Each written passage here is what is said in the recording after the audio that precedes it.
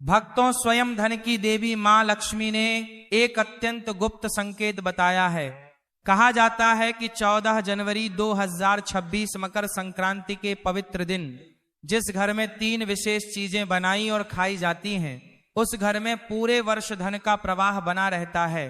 ऐसा घर कभी खाली नहीं रहता, वह कमी टिक ही नहीं पाती है। लेकिन भक्तों ध्यान दीजिए, मकर संक्रांति के दिन सिर्फ लड्डू, पेड़ा या बर्फी खाना ही शुभ नहीं होता, बल्कि एक ऐसी साधारण सी चीज है जिसे अगर आप सच्चे मन से उस दिन खा लेते हैं तो मां लक्ष्मी की कृपा इतनी प्रबल हो जाती है कि धन संभालना तक कठिन हो जाता है।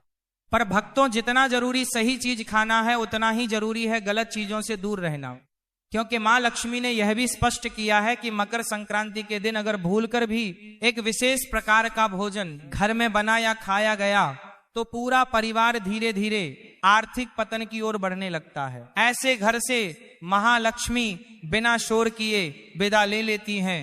भक्तों, यही नहीं, मकर संक्रांति के दिन भगवान सूर्य देव की कृपा प्राप्त करने के लिए क्या खाना चाहिए, क्या नहीं खाना चाहिए और कौन से काम बिल्कुल नहीं करने चाहिए, ये सब जानना अत्यंत आवश्यक है, क्योंकि साल की यह संक्रांति पूरे वर्ष की दिशा तय करती है। कहा जाता है कि जो लोग मकर संक्रांति के पवित्र दिन 5 विशेष गलतियां कर बैठते हैं, उनके जीवन में कंगाली आने में देर नहीं लगती। उनके घर में पैसा आता तो है लेकिन टिकता नहीं, और जिस घर में धन नहीं टिकता वहां सुख भी नहीं टिकता।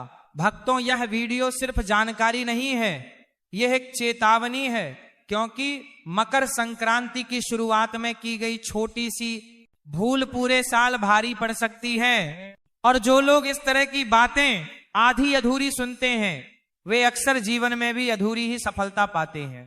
इसीलिए भक्तों, आपसे निवेदन है, इस वीडियो को अंत तक ध्यान से देखिए। आगे इस वीडियो में हम आपको बताएंगे एक ऐसी चीज जिसे अगर आप मकर संक्रांति को घर ले जाते हैं तो आपके घर में धन की कमी कभी नहीं होती।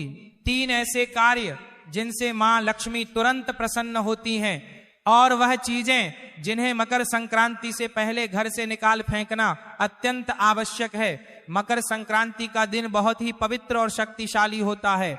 इस दिन किया गया हर कार्य कई गुना फल देता है, इसलिए कोई भी गलती चाहे अनजाने में ही क्यों ना हो, आपके जीवन पर भारी प्रभाव डाल सकती है। इसीलिए आगे की सारी बातें हम आपको क्रम से पूरी स्पष्टता के साथ बताएंगे। अब हम आपको बताते हैं उन विशेष चीजों के बारे में जिन्हें अगर आप 14 जनवरी मकर संक्रांति के दिन अपने घर में ले आते हैं तो धन की दिशा स्वयं आपके घर की ओर मुड़ जाती है। कहा जाता है कि इन वस्तुओं का संबंध सीधे मां लक्ष्मी की स्थायी कृपा से होता है। सबसे पहली चीज है धातु का कछुआ। भक्तों, शास्त्रों में कछुए को स्थिरता और धैर्य का प्रतीक माना गया है।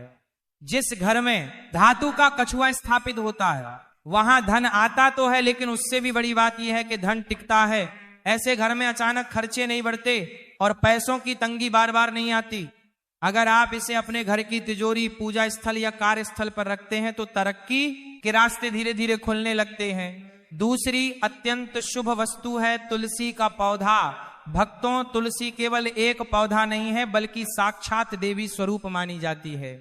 जिस घर में तुलसी का पौधा सही विधि से लगाया और उसकी सेवा की जाती है, वहां नकारात्मक ऊर्जा टिक नहीं पाती। मकर संक्रांति के दिन तुलसी का पौधा घर लाना विशेष फलदायी माना गया है, क्योंकि इससे पूरे वर्ष घर में सकारात्मकता और मानसिक शांति बनी रहती है। तीसरी चीज है दक्षिणावर्ती शंख। भक्तों, दक्षिणावर्ती शंख को लक्ष्मी का निवास स्थान कहा गया है। मान्यता है कि जिस घर में यह शंख होता है वहां धन की कमी नहीं रहती। मकर संक्रांति के दिन इसे घर लाने से पूरे वर्ष मां लक्ष्मी की कृपा बनी रहती है और रुके हुए काम धीरे धीरे पूरे होने लगते हैं। चौथी वस्तु है मोर पंख। भक्तों, मोर पंख भगवान श्री कृष्ण को अत्यंत प्रिय है, इसे घर लाने हैं। भक्तों, मोर पंख में रखने से न केवल आर्थिक स्थिति मजबूत होती है, बल्कि घर में आपसी प्रेम और सौहार्द भी बना रहता है। माना जाता है कि मोर पंख घर की नकारात्मक दृष्टि को भी दूर करता है। 5वीं चीज है लघु नारियल। मकर संक्रांति के दिन लघु नारियल को खरीदकर विधि विधान से पूजा करने के बाद तिजोरी में रखना अत्यंत शुभ माना गया है। ऐसा करने से धन संपत्ति में धीरे धीरे वृद्धि होती है और परिवार में समृद्धि बनी रहती है। भक्तों, ध्यान रखिए, इन चीजों को केवल दिखावे के लिए नहीं बल्कि श्रद्धा और विश्वास के साथ घर में लाना चाहिए, क्योंकि मां लक्ष्मी भाव देखती है, दिखावा नहीं। अब आगे हम आपको बताएंगे कि मकर संक्रांति के दिन कौन से काम भूलकर भी नहीं करने चाहिए, क्योंकि जितना जरूरी शुभ चीजें अपनाना है उतना ही जरूरी अशुभ कर्मों से दूर रहना भी है। भक्तों, अब हम आपको उन गलतियों के बारे में बताने जा रहे हैं जो 14 जनवरी मकर संक्रांति के दिन अक्सर लोग अनजाने में कर बैठते हैं, लेकिन शास्त्रों के अनुसार यही छोटी छोटी गलतियां पूरे साल की आर्थिक स्थिति और मानसिक शांति को प्रभावित करती है। सबसे पहली और सबसे बड़ी भूल है लड़ाई, झगड़ा और वाद विवाद। मकर संक्रांति के पवित्र दिन अगर घर में कलह होती है तो पूरे वर्ष उसी ऊर्जा का प्रभाव बना रहता है। कहा जाता है कि जिस घर में संक्रांति के दिन अशांति होती है वहां मां लक्ष्मी प्रवेश करने से कतराती है। इसीलिए इस दिन घर में शांति, संयम और मधुर वाणी बनाए रखना अत्यंत आवश्यक है। दूसरी गलती है तामसिक भोजन का सेवन। भक्तों, मकर संक्रांति केवल तारीख बदलने का दिन नहीं होता, बल्कि यह एक पवित्र दोनों का आरंभ माना जाता है। इस दिन मांस, मदिरा या अत्यधिक मसालेदार भोजन करने से घर की सकारात्मकता कम हो जाती है। मान्यता है कि संक्रांति के दिन जैसा भोजन होता है वैसी ही प्रवृत्ति पूरे वर्ष बनी रहती है। तीसरी बड़ी भूल है कर्ज लेना या उधार मांगना। मकर संक्रांति के दिन अगर आप किसी से कर्ज लेते हैं तो पूरे वर्ष आर्थिक दबाव बना रहता है। यह दिन धन के आवागमन को दिशा देने का दिन होता है, इसलिए इस दिन किसी भी प्रकार का लेन देन सोच समझकर ही करना चाहिए। चौथी गलती है घर को अव्यवस्थित और गंदा रखना। मकर संक्रांति के दिन अगर घर में अव्यवस्था होती है तो इसका सीधा प्रभाव धन और सौभाग्य पर पड़ता है। कहा जाता है कि मां लक्ष्मी स्वच्छता और अनुशासन से प्रसन्न होती हैं, इसलिए इस दिन घर को साफ और व्यवस्थित रखना अत्यंत शुभ माना गया है। पांचवी भूल है धारदार वस्तुओं की खरीदारी। मकर संक्रांति के शुभ अवसर पर चाकू, कैंची या अन्य धारदार चीजें खरीदने से घर में कटुता और आर्थिक रुकावटें बढ़ सकती हैं। इस दिन ऐसी वस्तुओं से दूर रहना ही बेहतर माना गया है। यह 5 गलतियां देखने में साधारण लगती हैं, लेकिन इनके प्रभाव पूरे साल दिखाई देते हैं। इसीलिए अगर आप 12 प्रभाव चाहते हैं कि मकर संक्रांति की शुरुआत शुभ हो और पूरे वर्ष मां लक्ष्मी की कृपा बनी रहे, तो इन बातों का विशेष ध्यान रखें। अब आगे हम आपको बताएंगे कि मकर संक्रांति से पहले कौन सी चीजें घर से निकाल देना अत्यंत आवश्यक है, क्योंकि जब तक पुराने दोष घर में रहते हैं तब तक नया सौभाग्य प्रवेश नहीं करता। भक्तों, अब हम उन वस्तुओं के बारे में बात करने जा रहे हैं जो देखने में साधारण लगती हैं, लेकिन वास्तु शास्त्र के अनुसार घर में रुकावट, दुर्भाग्य और आर्थिक हानि को आमंत्रित करती है। मकर संक्रांति से पहले इन चीजों को घर से निकाल देना अत्यंत आवश्यक माना गया है, ताकि मां लक्ष्मी के आगमन का मार्ग साफ हो सके। सबसे पहली चीज है टूटा हुआ शीशा या दर्पण। भक्तों, दर्पण केवल प्रतिबिंब नहीं दिखाता बल्कि ऊर्जा को भी प्रतिबिंबित करता है। टूटा हुआ शीशा नकारात्मक ऊर्जा को कई गुना बढ़ा देता है। माना जाता है कि जो व्यक्ति सुबह उठते ही टूटे शीशे में अपना चेहरा देखता है उसका पूरा दिन बाधाओं से भरा रहता है। इसलिए मकर संक्रांति से पहले किसी भी टूटे दर्पण को तुरंत घर से हटा देना चाहिए। दूसरी चीज है मुरझाए या सूखे फूल। वास्तु के अनुसार सूखे फूल जीवन में निराशा और ठहराव का संकेत होते हैं। कई लोग सजावट के बाद फूलों को हटाना भूल जाते हैं, जिससे घर में नकारात्मकता बढ़ने लगती है। मकर संक्रांति से पहले ऐसे सभी मुरझाए फूलों को बाहर निकालकर ताजे और सुगंधित फूलों से स्थान भरना चाहिए। तीसरी चीज है महाभारत या युद्ध से संबंधित चित्र और पेंटिंग शास्त्रों में स्पष्ट कहा गया है कि घर में युद्ध, संघर्ष या रक्तपात से जुड़ी तस्वीरें नहीं लगानी चाहिए। महाभारत भले ही एक महान ग्रंथ है, लेकिन उसकी युद्ध से जुड़ी छवियां घर में तनाव और क्लेश को जन्म देती हैं। यदि आपके घर में ऐसी कोई तस्वीर है तो मकर संक्रांति से पहले उसे हटा देना ही उचित है। चौथी वस्तु है खंडित मूर्तियां या फटी हुई देवी देवताओं की तस्वीरें। वास्तु शास्त्र के अनुसार ऐसी वस्तुएं रखना अशुभ माना गया है। इससे घर में आर्थिक नुकसान और मानसिक अशांति बढ़ती है। ध्यान रहे, इन्हें कभी फेंकना या जलाना नहीं चाहिए। इन्हें किसी पवित्र नदी में विधि पूर्वक प्रवाहित कर देना ही सही उपाय माना गया है। पांचवी चीज है छत या कोनों में रखा बेकार और टूटा फूटा सामान। भक्तों, घर की छत को बोझिल रखना आर्थिक रुकावटों को आमंत्रित करता है। कई बार सफाई के बाद निकला कचरा छत पर जमा कर दिया जाता है, जो धीरे धीरे नकारात्मक ऊर्जा का स्रोत बन जाता है। मकर संक्रांति से पहले छत और कोनों को पूरी तरह खाली और स्वच्छ कर देना चाहिए। जब घर से पुराने और अशुभ तत्व निकलते हैं तभी नया सौभाग्य प्रवेश करता है, इसलिए इन बातों को हल्के में ना लें। अब आगे हम आपको बताएंगे कुछ और ऐसी चीजें जिनकी अनदेखी आपके अच्छे समय को कठिनाइयों में बदल सकती है। भक्तों, अब हम उन चीजों के बारे में बताएंगे जिन्हें लोग अक्सर छोटी बात समझकर नजरअंदाज कर देते हैं, लेकिन वास्तु शास्त्र के अनुसार यही चीजें धीरे धीरे घर की सकारात्मक ऊर्जा को कमजोर कर देती हैं और आर्थिक तरक्की में रुकावट बनने लगती है। छठी चीज है मकड़ी के जाले और जमा हुई गंदगी। कहा जाता है कि जहां मकड़ी के जाले होते हैं वहां सौभाग्य फंस जाता है। जिस घर में लंबे समय तक सफाई नहीं होती वहां लक्ष्मी माता का वास स्थायी नहीं रह पाता। जैसे दीपावली पर घर की विशेष सफाई की जाती है, वैसे ही मकर संक्रांति से पहले भी घर के हर कोने को साफ करना अत्यंत आवश्यक है। सातवीं चीज है खराब या बंद पड़े ताले। भक्तों, ताला केवल दरवाजा बंद करने का साधन नहीं है, बल्कि यह भाग्य के द्वार का प्रतीक भी माना जाता है। जो ताले जंग लगे हो, टूटे हो या इस्तेमाल में ना आ रहे हो, वे घर में रुकावट और दुर्भाग्य का संकेत बन जाते हैं। ऐसे ताले करियर में अड़चन और धन के रास्तों को बंद कर देते हैं। इसीलिए मकर संक्रांति से पहले सभी खराब तालों को घर से निकाल देना चाहिए। आठवीं चीज है पुराने फटे या उल्टे पड़े जूते चप्पल। वास्तु के अनुसार जूते चप्पल जीवन के संघर्ष से जुड़े होते हैं। घर में फटे जूते चप्पल रखने से संघर्ष और मेहनत बढ़ती जाती है, लेकिन परिणाम कम मिलते हैं। अगर कोई चप्पल उल्टी पड़ी हो तो उसे तुरंत सीधा कर देना चाहिए। मकर संक्रांति से पहले पुराने जूते चप्पल घर से बाहर निकाल देना शुभ माना गया है। नौवीं चीज है कपल्स के कमरे में हिंसक या जंगली जानवरों की तस्वीरें, जैसे सुअर, भालू, आक्रामक पक्षी या अन्य हिंसा दर्शाने वाली आकृतियां। वास्तु शास्त्र के अनुसार ऐसी तस्वीरें रिश्तों में तनाव और घर में अशांति बढ़ाती हैं।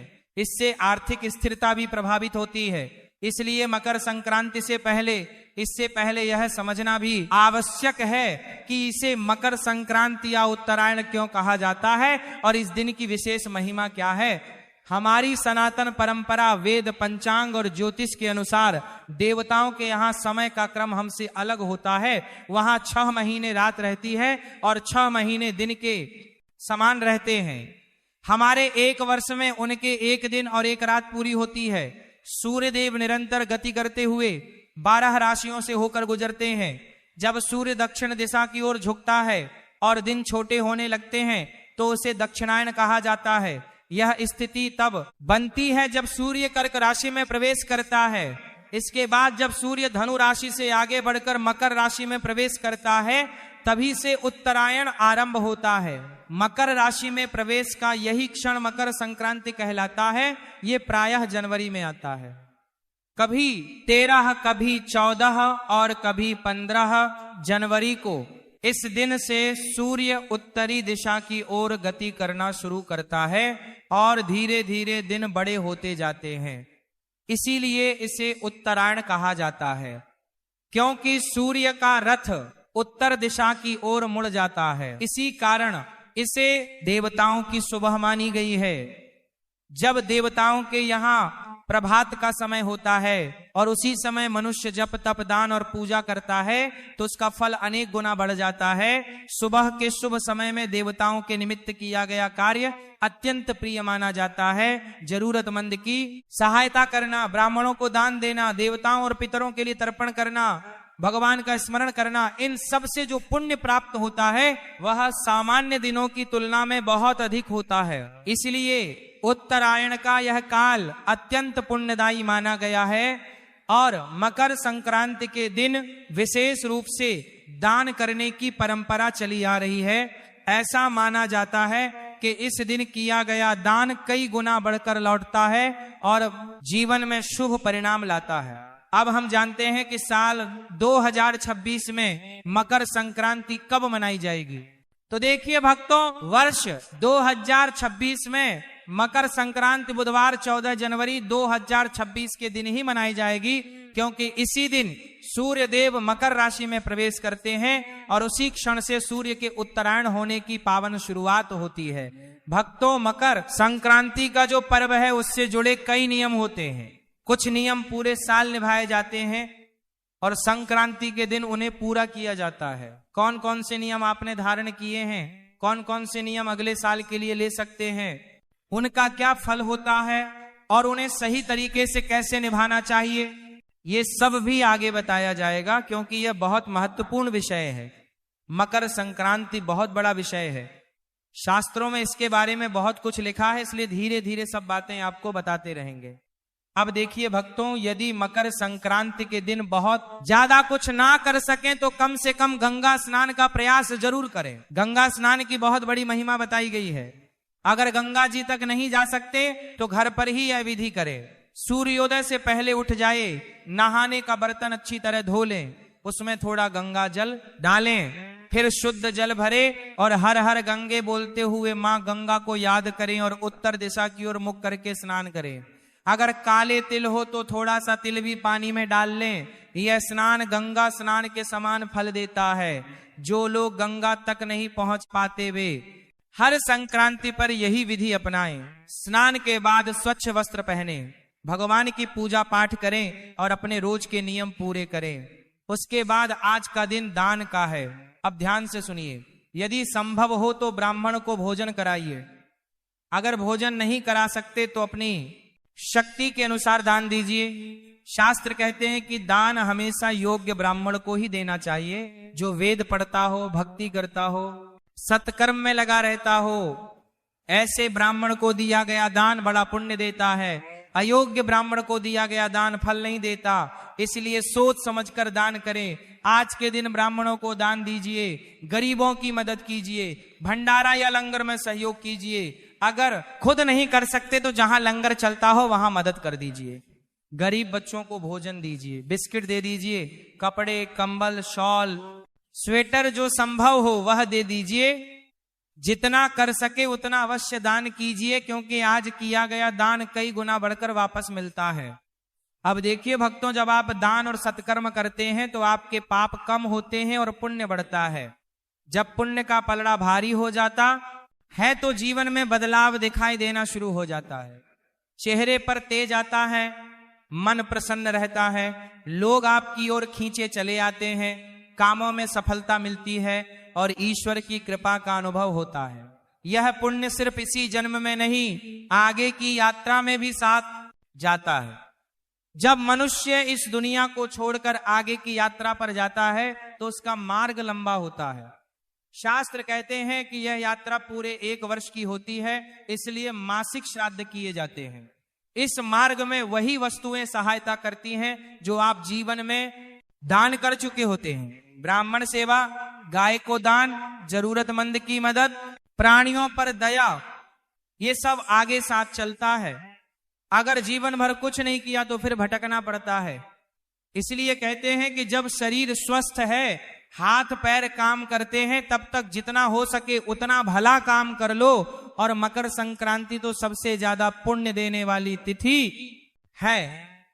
अब सुनिए, जो भी वस्तु आप दान करने जा रहे हैं पहले उसका संकल्प कीजिए। वस्तु घर लाइए, हाथ में जल, अक्षत और दक्षिणा के रूप में एक सिक्का लीजिए, 3 बार बोलिए श्री विष्णुवे नमः, अपना नाम, नाम, अपना गोत्र जहां बैठे हैं उस स्थान का नाम बोलिए और संकल्प कीजिए कि मकर संक्रांति के पवित्र अवसर पर आयु, आरोग्य और भगवान विष्णु की प्रसन्नता के लिए यह वस्तु दान कर रही हूं। फिर उस वस्तु के चारों ओर जल घुमाइए और भगवान के चरणों में समर्पित मानकर प्रार्थना कीजिए, हे प्रभु, यह दान मेरी श्रद्धा और सामर्थ्य के अनुसार अर्पित है, कृपा कर स्वीकार करें। इसके बाद वह दान जिसको देना हो उसे दे दीजिए। यदि धन का दान कर रहे हैं तो संकल्प में राशि और उद्देश्य भी बोल दीजिए। जो लोग स्वयं जाकर दान ना कर सके वे श्रद्धा से दक्षिणा भेजकर भी भाग ले सकते हैं। यहाँ सबसे बड़ा महत्व भाव का है। आगे और बातें बाकी हैं, लेकिन उससे पहले एक छोटी सी कथा हम सुन लेते हैं, तभी आपको समझ में आएगा इस दिन किया गया दान सत्कर्म से हमें क्या प्राप्ति होती है। बहुत समय पहले एक छोटे से नगर में नंददास नाम के गृहस्थ रहते थे। आय अधिक नहीं थी, घर में साधारण व्यवस्था थी, लेकिन हृदय बहुत सीधा और भगवान में श्रद्धा से भरा हुआ था। मकर संक्रांति का पावन दिन आया, नगर के लोग दान पुण्य कर रहे थे। नंददास मन ही मन सोचने लगे कि मेरे पास तो अधिक धन नहीं है, मैं क्या दान दूं। फिर उनके मन में विचार आया कि दान का मूल्य सामान से नहीं भावना से होता है। उन्होंने घर का सादा भोजन बनाया, थोड़ा गुड़ और तिल एकत्र किया, एक पुराना लेकिन साफ कंबल साथ लिया और समीप रहने वाले वेद पाठी सत्कर्मी ब्राह्मण के घर जा पहुंचे। वहां उन्होंने विनम्र भाव से कहा कि देकर कातर समाना सामान से घर में आज मकर संक्रांति के पावन दिन पर भगवान के नाम से यह छोटा सा दान स्वीकार करें। ब्राह्मण अत्यंत प्रसन्न हुए। उन्होंने नंददास के सिर पर हाथ रखकर आशीर्वाद दिया और कहा कि आज तुमने श्रद्धा और सच्चे मन से दान किया है। मकर संक्रांति के दिन दिया गया दान केवल इस जन्म तक सीमित नहीं रहता, इसका फल अगले जन्मों तक साथ चलता है। यह सुनकर नंददास का हृदय भावुक हो गया। वे चुपचाप लौट आए, पर उनके मन में बड़ी शांति और आनंद भर गया। धीरे धीरे समय बदला। पहले जहां घर में अभाव रहता था वहीं अब बरकत बढ़ने लगी। छोटा व्यापार बढ़ा, परिवार में सुख शांति आई, मन में चिंता कम हुई और संतोष बढ़ता चला गया। नंददास समझ गए कि दान से धन कम नहीं होता बल्कि ईश्वर की कृपा बनकर लौटता है। जब कालांतर में उनका शरीर छूट गया और आत्मा आगे बढ़ी तो देवदूतों ने कहा कि इसने मकर संक्रांति के दिन श्रद्धा से ब्राह्मण को दान दिया था, इसका पुण्य इसके साथ चलेगा। अगले जन्म में वही आत्मा एक संपन्न और सद्गुणों से युक्त परिवार में जन्मी। जहां पहले मांगने की स्थिति थी वहां अब देने की सामर्थ्य लेकर पैदा हुए। जीवन में ऐश्वर्य के साथ साथ करुणा और दया का भाव भी साथ रहा। इस प्रकार यह अनुभव सत्य सिद्ध हुआ कि मकर संक्रांति के दिन योग्य ब्राह्मण गरीब और जरूरतमंद को श्रद्धा से दिया गया दान पापों को घटाता है, पुण्य को बढ़ाता है, दरिद्रता को दूर करता है और उसका फल इस जन्म में भी मिलता है और अगले जन्मों में भी साथ चलता है। दान की वस्तु छोटी हो या बड़ी, यदि हृदय से दी जाए तो उसका फल अनंत हो जाता है। कथा समाप्त होने के बाद अब आप यह समझिए, मकर संक्रांति के दिन सूर्य देव की पूजा विशेष फल देने वाली मानी गई है। स्नान और दान के बाद सूर्य की आराधना अवश्य करनी चाहिए। तांबे या पीतल के लोटे में पहले थोड़ा गंगा जल और फिर शुद्ध जल भरें, उसमें रोली और लाल पुष्प डालें और सूर्य देव को अर्घ्य अर्पित करें। ओम सूर्य नमः का जप करें। अर्घ्य देते समय लोटे को इस प्रकार रखें कि गिरती हुई जलधारा के बीच से सूर्य दिखाई दे। यही अर्घ्य देने की विधि है। इसके बाद सूर्य की परिक्रमा करें और उस जल को अपने मस्तक से लगाएं। यदि तिल से बनी मिठाई हो तो सूर्य देव को भोग लगाएं और विनम्र भाव से प्रार्थना करें कि हे सूर्य देव, आज आपके उत्तरायण होने पर मैं आपकी उपासना करता हूं। कृपा कर जीवन की बाधाओं को दूर करें और मेरे कर्मों में प्रकाश भरे। मकर संक्रांति पर स्नान, दान और सूर्य की उपासना तीनों अत्यंत महत्वपूर्ण माने गए हैं। यदि केवल यही तीन कार्य श्रद्धा से कर